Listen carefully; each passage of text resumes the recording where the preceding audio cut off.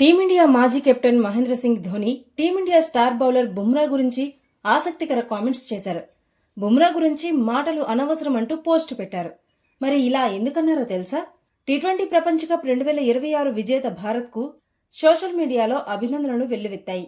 బాలీవుడ్ ప్రముఖుల నుంచి మాజీ ఆటగాళ్లు, సాధారణ ప్రజల వరకు ప్రతి ఒక్కరూ ఆటగాళ్లను అభినందిస్తూనే ఉన్నారు.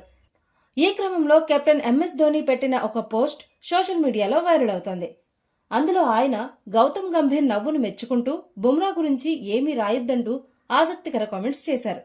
ధోని ఇన్స్టాగ్రామ్ పోస్ట్ సోషల్ మీడియాలో వైరల్గా మారింది.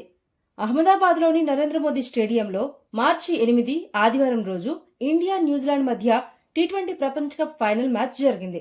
ఈ మ్యాచ్కు టీమిండియా మాజీ కెప్టెన్ ఎంఎస్ ధోని కూడా హాజరయ్యారు.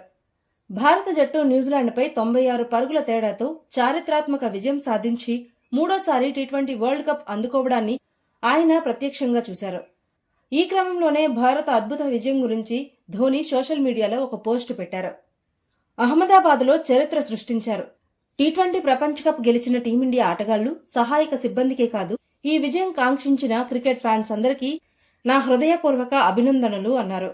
ఇలాంటి అద్భుతమైన ఆటను చూడటం చాలా ఆనందంగా ఉందని ఇన్స్టాలో రాసుకొచ్చారు.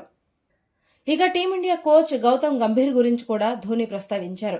ఎప్పుడూ సీరియస్ గా ఉండే గౌతమ్ గంభీర్ టీ20 విజయం తర్వాత కాస్త నవ్వుతూ కనిపించారన్నారు. దీంతో ఆయన ముఖంలో నవ్వు చూడటానికి చాలా అందంగా ఉంది, ఉత్సాహంతో కూడిన ఆ చిరునవ్వు అద్భుతమంటూ గంభీర్ నవ్వు గురించి కామెంట్స్ చేశారు.